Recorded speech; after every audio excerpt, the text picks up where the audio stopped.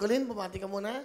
Maayong hapon sa mga parente ko sa Cananga, Leyte, na anak ko din sa Wawawin. And binabati ko po ang aking tatay, ang aking nanay, na kasing gwapa na ako. At binabati ko rin yung asawa ko na na-inlove na naman ata sa akin matapos nito. Lagot na naman ako, Will. And binabati ko rin ang dalawa kong bulinggit na anak, yung 4 years old na si Kuya Riley at yung 1 month old na si Baby Valerie. At sa lahat ng mga may utang, magbayad na kayo. Hello po! Si Colleen, wow. Hello. So, may baby ka na, dalawa. Yes po. Yung husband mo ng trabaho. Ang trabaho po ay mahalin ako. Joke! Hindi, ang trabaho po niya ay sound engineer po sa isang FM station. Sound engineer? Opo, tech, radio tech, gano'n. Gano'n. So, Opo. ano ginagawa mo, Colleen? Ang ginagawa ko po ay isa po akong host for all season. Isa po akong ina, kaibigan, kapitbahay. Ang dami. Hindi, isa po akong host. Nag-host po ako ng wedding, ng birthday, ng kasal, ng binyag, ng lamay. Joke Lahat. lang yun. Lahat na! Para sa salapi, gagawin ang lahat. Para sa dalawang anak. Yun. Yun, alright. May Sige. business din, nagtitinda rin online. Madami po talaga. Ano mga natin. tinitinda mo online? Mga lip tints, mga pre-love clothes. Minsan bumibili ako sa Divisoria, ibibenta ko sa online shop. So marami pong racket si Inday, Mami Colleen. So ano bali ang Facebook mo? Ang Facebook ko po, Colleen's World, as in Mundo, Colleen's World. At Instagram na rin po, Colleen_World. May YouTube din po ako, Will. Colleen's World po. Pinapasilip ko po ang mundo ni Colleen, ang mundo ng pamilya Mateo. Hindi niyo ba siya kilala? DJ siya. O, kilala ka. Ano pangalan mo sa pagiging DJ sa radyo? Brando. Joke. Christine Dera. Patay na siya. Nadinig niyo na. O, kilala ka. So, kita mo pag hindi ka nakikita sa TV, hindi ka makikilala. Pero kita mo, hindi ka nila kilala kanina. Pero nung binanggit mo yung pangalan mo sa DJ, sino ka ulit? Dati po akong si Christine Dera po sa FM station. 10 years po, 10 taon. Huminto ka na? Hindi ka na Naiyak ako. Hindi ka na nagdi-DJ?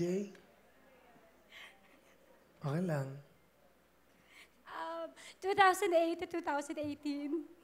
Kasi, siguro may mga bagay lang na, syempre, kailangan mo magdesisyon. Lalo na para sa family.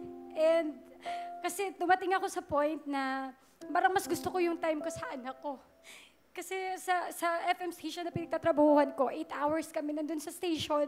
So dumating ako sa punto na parang hindi ko nakikita yung milestone nung anak ko, yung malalaman ko na lang, marunong na siyang mag-build ng toys. Ang tinis ng boses. So yun, parang nag-decision ako, sabi ko, it's been 10 years na rin naman, so okay na rin. Matapos ang radyo, bakit hindi naman TV? So, Kasi saka priority mo ang pamilya mo. priority, kasi For 10 years, nandun ka sa estasyon na yun? yes po, 10 years. Mahal ko, mahal ko. Mahal ko si Christine Dera, but I need to let her go. Kasi Christine Dera is not my property. So, Christidera? Christine Dera. Christindera. Opo, nag-guest na rin dati ako dito. Pati ganun talaga ang buhay Hindi naman lagi nandito ka. Meron naman lagi nandyan lang talaga, pero minsan hinahanap po yung mas magiging maligaya ka Siguro mas maligaya ka ba ngayon? Masaya, priceless. As in, sobrang saya ko. Pero nagpaalam ka sa estasyon mo? Po? Nagpaalam ka dati? Opo, maayos po ang pagbe-break up namin. And masakit talaga. Pero baka akala nyo, tinawagan siya. Hindi Siya ay nag-audition. Nag-audition po ako. Pumunta siya dito. Dumating ako dito mga 10 kasi ang call time, mga before 10. Imagine, Di ba? Sikat ka na for 10 years sa radyo. Pero si Christine Dera, nag-audition, pumila. Ngayon, eto na po siya. Hindi ko alam. Di ba? Ganun talaga ang buhay, di ba? Ako din, minsan gusto ko na magpahinga. Di ba? Dahil ito, pag napapagod ka, ganun Lagi na lang bang ibang tao? Lagi na lang ba sila? Lagi na lang bang staff ko? Lagi na lang bang bibigay ng jacket? Pero pag nag-iisa ka na, mas nananaig sa iyo yung pagmamahal mo sa kapwa mo. Kumbaga, kailangan. Parang, ako lang ang sasaya pag huminto ako, pero maraming nulungkot. Sige, pasasayahin ko na yung sarili ko para sa kanila. Dapat ganun Diba? Kaya tinuloy ko nga po sa aking YouTube channel. Alright. Kulin, sino ang kasama mo? Ay, sandali. May mga retrato daw sa LED. Tingnan natin yung mga picture. Oh, ganda mo naman dyan. You look so young. Iba ang mukha mo ngayon, no? Iba ang mukha niya. Kapapanganak Ang mukha lang niya po. yung kumanta ng ano? Sino yun? Clue. International. Camila? Camila. Oh. Oh, di ba? Ganyan ang mga, hindi ganyan ang hupog niya. Matang. Camila na usog na version. Okay. Sige, pakilala mo yung kasama mo. Pinapakilala ko ang kasing ganda ko. At talaga nga namang mas sexy lang sa akin kasi 4 na ang kanyang anak. Si Ate Lucette! Hello, Will! Ay, Lucette. 4 na ang baby mo? Yes, Will. I have 4 palapakan kids. nyo. Tignan nyo naman ang katawan, Mas no? malaki pa po yung puson ko sa kanya. Ay, Lucette, ikaw ay ate niya. Ilan ba kayo magkakapatid? 7 lang po. 7 pa lang po. 7 pa lang po. Hindi pa menopause si Mother Earth. Pero 4 ng anak mo, ha? Yes po. I have 18-year-old, 15-year-old, and 5 and 7 years old po. Galing, ha? Galing. Okay, maging inspirasyon kayo sa mga young moms, okay? Okay, ano gusto mo sabihin sa iyong kapatid? Baban, this is it. Ang hirap humugot. Sa totoo lang, kanina nung nakita kita na nagbuhat-buhat mo yung maleta, huwag ka umiyak. Buhat-buhat mo yung maleta. Tapos habang mini-make-upan ka, merong nakapasak sa dibdib mo kasi yung milk kailangan ni Valerie kasi gusto mo masustansya para sa anak mo. Sa 37 months ba? 37 weeks kang buntis, nag-host ka. Manganganak ka na lang, 1 linggo na lang manganganak ka na, nag-host ka pa rin. Lahat na ng racket sa buhay, pinasok mo nung high school ka, nung college ka, nagtitinda ka.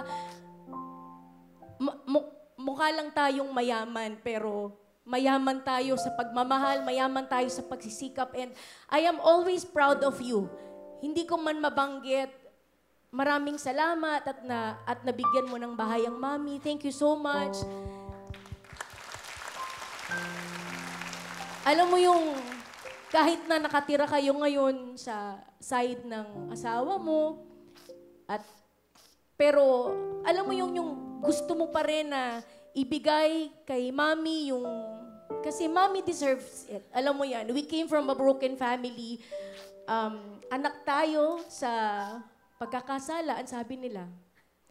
But hindi natin pinakita sa kanila. Never tayong lahat magkakapatid, never nating pinakita na dahil anak tayo sa pagkakasala, magkakawatak-watak tayo. Nung mga panahon na nahiwalay ka dahil single parent po ang mami, so, although na yun naman ay, sabi nila anak daw yun sa pagkakasala. At alam mo ba, Kuya Willie, kami po ang kaming magkakapatid, 3 magkakapatid, kami po ang kauna-unahang ipinasok sa eskwelahan ng isang Catholic school. Hindi po kami pinayagan. Ang nanay ko po kasi ay, isang aktivista noong mga panahon na yon, lumalaban sa karapatan ng kababaihan. At sinabi niya dun sa madre, bakit? Wala pong karapatan ang mga anak ko na mag-aral sa isang Katolikong eskwelahan. And that's, Kuya Willie, kami ang kauna-unahang mga estudyante ng anak ng pagkakasala. At alam niyo po ba, Kuya Willie, nandun din nag-aaral yung unang pamilya, yung unang anak. Hindi alam ng nanay ko po na doon nag-aaral. Ano ang gusto mo sabihin, Takikalin? I am proud of you, will always be here for you. Thank you. Nakakautang din ako sa kanya, Kuya Willie. Mukha lang ako mayaman, but magaganda kami kasi, syempre, pinalaki ng mabuti ng aming ina. Ivan, thank you. At alam ko lahat ng mga kapatid natin na natulungan mo, maraming salamat. Huwag kang magsasawa. Ikaw yung beautiful inside and out. Mahal na mahal ka namin. Thank you. Thank you, ate. Mamaya na yung bayad, ha? Wala pa akong pera. Hindi, thank you, ate, kasi naramdaman ko yung suporta nyo simula't simula pa lang. Lahat ng ginagawa kong activity, kapag sumasali ako ng pageant, nung high school, kahit hindi ako pang pageant, lahat, yung mga events ko, pinupuntahan ninyo. Nung nagkaroon ako ng libro, pinupuntahan ninyo. Maraming salamat. Kasi, alam niyo yun, hindi ko magagawa din lahat ng ito without your support, without suporta ni Mama, and sobrang salamat. Ngayon, nagpapasalamat nga ako kasi sinamahan mo ko. Alam ko may trabaho ka. Ang dami mong obligasyon, pero sinamahan mo ko dito. Maraming salamat. Thank you for being my ate, the eldest sa aming magkakapatid. Thank you kasi naging good mentor ka. Kung ano ako ngayon, dahil yan sa pamilya ko, dahil yan sa'yo, dahil yan kay Mama. Kasi sabi ko nga kay Mama, ako po yung parang pinakahuling nag-asawa sa magkakapatid. Pinangako ko kay Mama, as in, mag-aasawa ako, hindi ka hahawak na sandok. Pupunta ka lang ng kasal ko, maganda ka lang. Kasi sa mga kasal ng mga kapatid ko, minsan abala siya sa kusina, nagluluto siya. Pinangako ko talaga na pag ako ang kinasal, bibigay ko na hindi ka haggard. Ganon. Nagbigay ka pa ng bahay sa kanya, sa mama mo. Opo. Ano gusto mo sabihin sa mama mo? Ma, tirhan mo na yung bahay. At mahal na mahal kita. Hindi kasi madrama yun eh. Pero thank you, Ma, kasi I know you are a very strong woman. Napaka-strong mo kahit alam mong in pain ka na, tinatago mo pa rin. Ikaw yung mentor namin, ikaw ang modelo namin. Thank you kasi tinaguyod mo kaming 7 magkakapatid. Imagine mo, mag-isa ka lang. Wala kang stable talaga na parang regular job, racket dito, racket doon. Maraming salamat. Again, ikaw ang dahilan kung nasan kami ngayon. Maraming salamat and yun lang, sabihin mo lang kung anong kailangan mo sa amin. Hindi kami magsasawa na tulungan ka. I love you, Mama. Okay, thank you. Thank you, Ms. Rosetta. Ate Rosetta, thank you. Okay na? Alright. Wala namang pinanganak sa kasalanan eh. Kasi umibig ang nanay mo. Nagkataon lang ganun ang sitwasyon. Pero hindi rason yun. Para maging masamang tao ka. At wala tayong kasalanan dahil sa pag-ibig yun nabuo eh. Yes. Di ba? Kaya palakpakan natin yung mga ganyang tao. Hindi yan rason. Di ba? Ganun lang naman yan. Okay? Yes. Colleen? Ganun nga. 10,000! Thank you, Will! Good luck, ha?